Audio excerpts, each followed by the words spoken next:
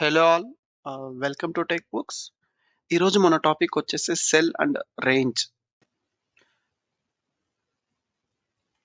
నిన్న మనం సెల్ అంటే ఏంటో తెలుసుకున్నాం కదా! Just revision. సెల్ అంటే ఏం లేదండి. ఎక్సెల్‌లో ఉన్న ఈ బాక్సెస్‌ని సెల్ అంటారు. ఇవి వచ్చేసి మీకు ఎక్కడైతే కాలమ్ అండ్ రో ఇంటర్సెప్ట్ అవుతదో దాన్నే ఒక సెల్‌గా అంటారు ఈ బాక్స్‌ని.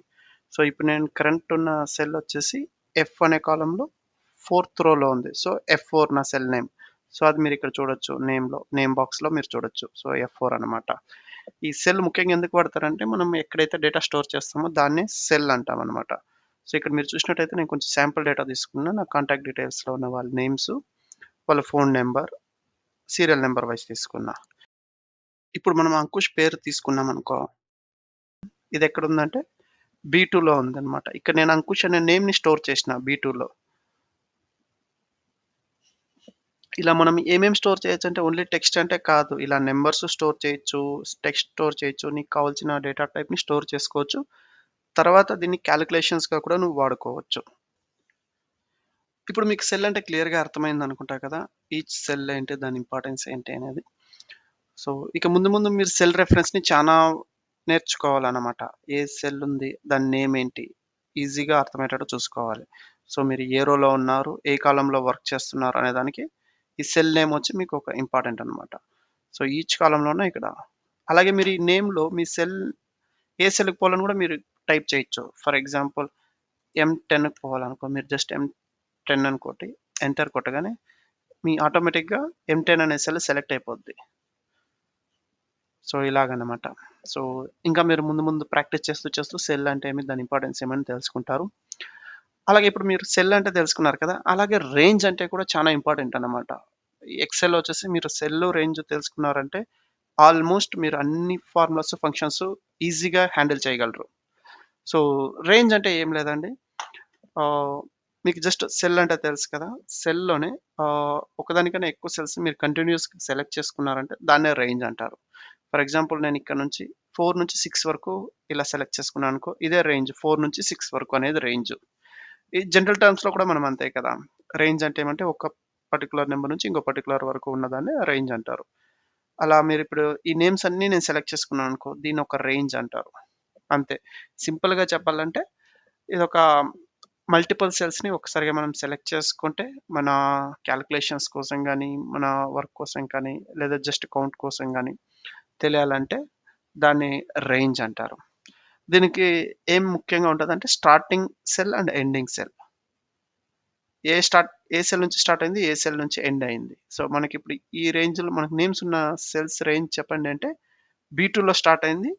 బీ7లో ఎండ్ అయింది. దీన్నెలా రాస్తామంటే, ఇప్పుడు మన నేమ్స్ ఉన్న సెల్ రేంజ్ ఏందంటే బీ2 కాలన్ పెట్టాలి ఇక్కడ. కాలన్ పెట్టి ఎక్కడ ఎండ్ అవుతుందంటే బీ7లో ఎండ్ అవుతుంది. సో, ఇదొచ్చి బీ7 కదా! ప్రకాష్ అనే నేమ్ వచ్చేసి బి కాలమ్‌లో సెవెంత్ సెల్‌లో ఉంది. సెవెంత్ రోలో ఉంది కాబట్టి ఇది బీ7 సెల్. స్టార్ట్ అయ్యేది బీ2 సెల్. సో, బీ2 నుంచి బీ7 వరకు. ఇప్పుడు మనం నేమ్స్ ఏ రేంజ్‌లో ఉన్నాయంటే మీరు ఇమ్మీడియేట్‌గా చెప్పాలి. బీ2 నుంచి బీ7 వరకు రేంజ్ ఉన్నాయి. ఇలా మీరు కంటిన్యూయస్‌గానే ఉండొచ్చు సెల్ రేంజెస్. లేదా మల్టిపుల్ సెల్స్ కూడా ఉంటాయి ఒక్కొక్కసారి. మీరెలా చేయొచ్చంటే, ఇప్పుడు నాకు ఫర్ ఎగ్జాంపుల్ ఇక్కడ ఏం డేటా లేదు అనుకో. అప్పుడు మన నేమ్స్ ఏ సెల్స్‌లో ఉందంటే, ఇక్కడ 2 ఉంది. మళ్ళీ మీరు కంట్రోల్ పట్టుకొని ఇలా డ్రాగ్ చేస్తే కూడా మన రేంజ్ తెలిసిపోతుంది. అప్పుడు ఇంకొక సెల్ రేంజ్ కూడా వస్తుంది మనకి. ఎలా అంటే 2 రేంజెస్ ఉంటాయన్నమాట. అప్పుడు బీ2 నుంచి బీ3 వరకు ఒక రేంజ్. తర్వాత బీ6 నుంచి బీ7 వరకు. బీ6 నుంచి బీ7 వరకు ఇంకొక రేంజ్. ఇలా 2 రేంజెస్ ఉందన్నమాట మనది. సో, అర్థమైంది కదండీ! రేంజ్ అంటే ఏమనేది. ఇప్పుడు నేను డి కాలమ్ లేదా ఈ కాలమ్ మొత్తం సెలెక్ట్ చేసుకున్నా అంటే ఇదంతా ఒక రేంజ్. ఈ కాలమ్ మొత్తం వచ్చేసి ఈ రేంజ్ అన్నమాట ఇది. అలాగే రోని కూడా మనం సెలెక్ట్ చేసుకోవచ్చు ఇలాగా. నైన్త్ రో అన్నమాట. ఫుల్ రేంజ్ సెలెక్ట్ అయింటది. లేదంటే కొంతవరకే రేంజ్ సెలెక్ట్ చేసుకోవచ్చు నువ్వు ఇలాగా. ఇదంతా ఒక రేంజ్ అన్నమాట. ఇక్కడ నుంచి ఏ9 నుంచి కే9 వరకు ఒక రేంజ్. అర్థమైందా? మళ్ళీ ఇలా తీసుకున్నామనుకో ఎఫ్1 నుంచి ఎఫ్14 వరకు ఒక రేంజ్ అన్నమాట.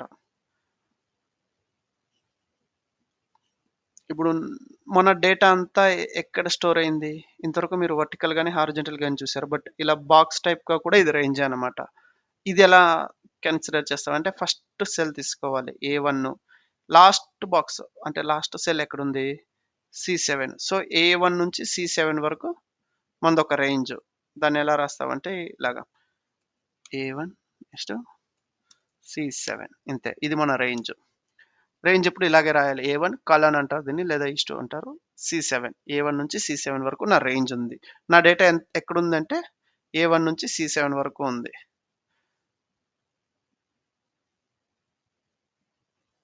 అర్థమైందనుకుంటా కదా మీకు రేంజ్ అంటే?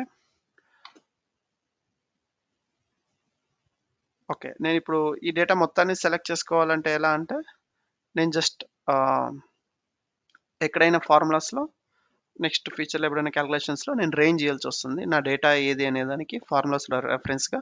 అప్పుడు మీరు ఈజ్ ఈక్వల్ టు ఏ1 కాలన్ సి7 ఇస్తే నీ డేటా మొత్తం సెలెక్ట్ అవుతుంది.